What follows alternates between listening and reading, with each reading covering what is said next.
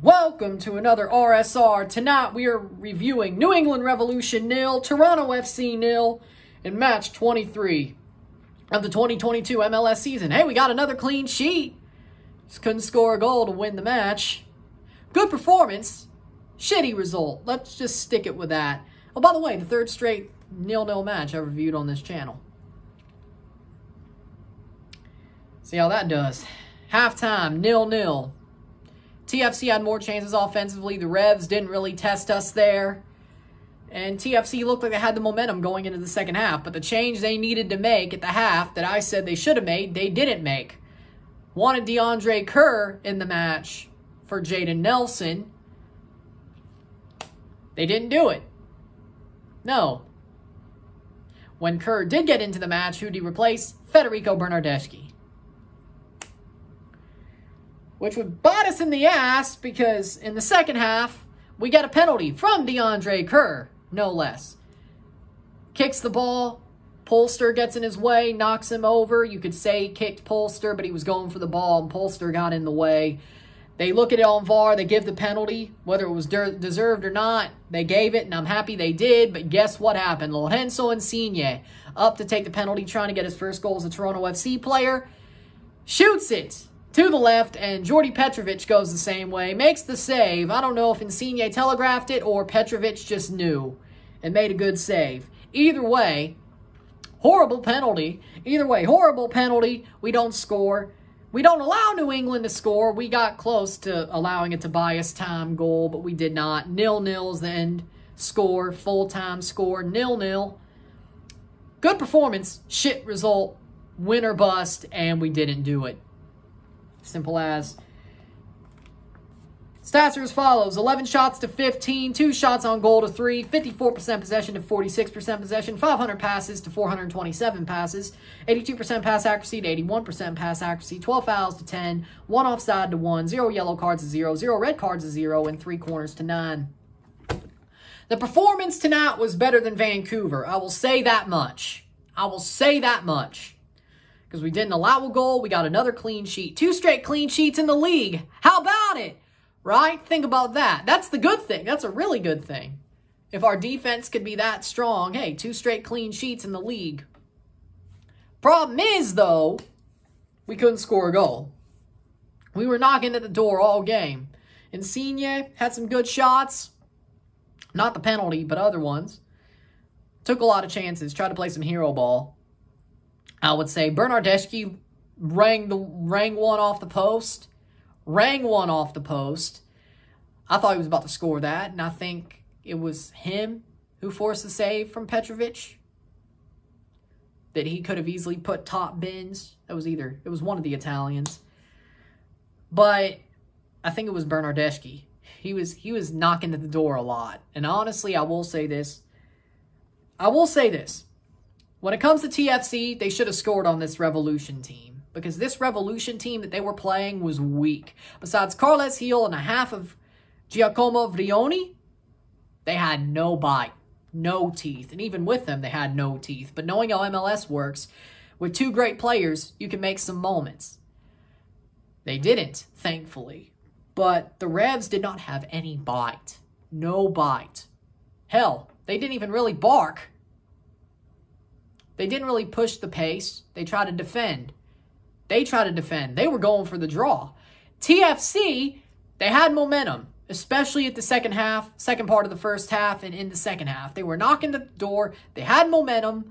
I thought they could have scored a goal. The performance wasn't bad. It's the result that's bad because in the end, a point doesn't change much. Yeah, we picked up a point instead of losing all 3, but this was a 6-pointer. And we're going to have another with this team in a couple of weeks' time. I will say that. But you're looking at the situation as in, you pick up the 6 points, you're technically picking up 12 points. If you win both. And I will say, a draw at Gillette Stadium in most circumstances is a pretty good result. Why? Because Toronto does not play well at the house that Tom Brady built. They do not. But recently, the last 4 years, they've had 2 draws and 2 wins there at the house that Tom fucking Brady built. right? I had to throw that one in there. That wasn't a great one, but we did anyway. But recently, that's some of our best form there. 2 draws, 2 wins, which in 4 years, which isn't bad at all. 2 wins, 2020 and 2021. The 2 draws in 19 and 22. But again, it's hard to win there. It's hard to even keep a result there at Gillette. That is the worst soccer stadium in this league. New York may be a bowling alley, but at least they have real grass, whether it's City or Yankee Stadium. Gillette, I love it when I see Tom Brady or Mac Jones play there, when I see gridiron football lines on that pitch, but when I see soccer lines, association football lines, you know you're not in for a good one at all. Maybe when they change it to grass, it'll be better. But with that being said, TFC, the performance wasn't bad. I'm happy with the performance. It was better than Vancouver. They should have scored a goal or two. The fact that they didn't pissed me off, but they still kept a clean sheet, so that's good. They still kept a clean sheet. 4 points with the Italians. That's great. Technically 5 if you want to add the Canadian Championship Final and then losing on a penalty shootout, but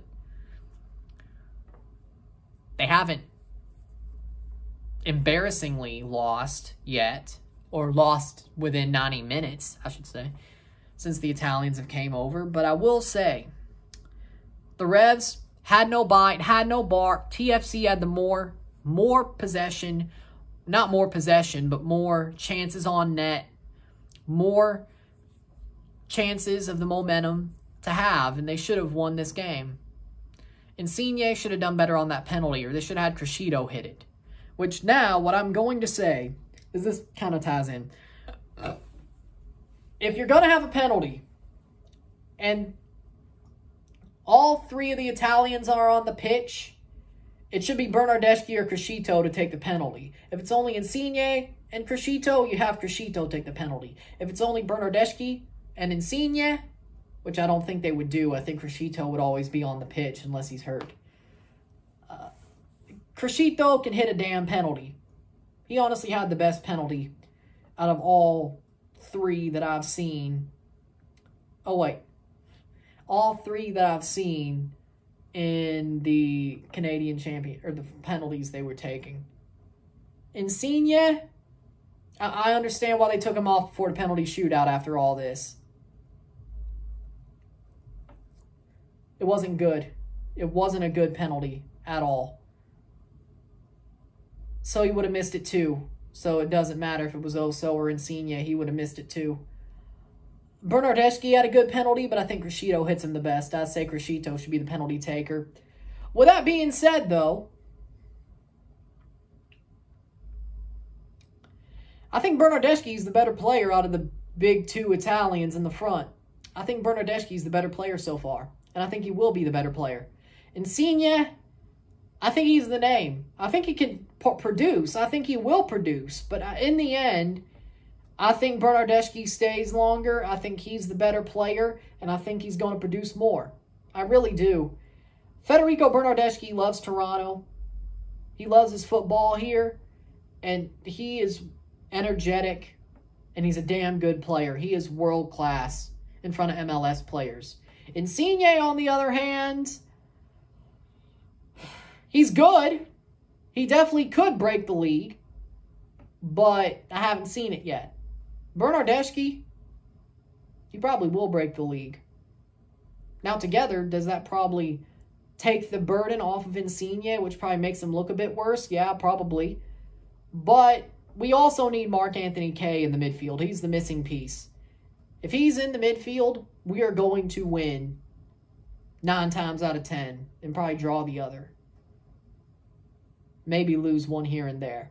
Mark-Anthony Kaye makes that midfield a rock with Oso, Bradley, and Kaye. We need him. He needs to get back healthy, and I think he will be for Nashville on the 6th. But damn it, we need him.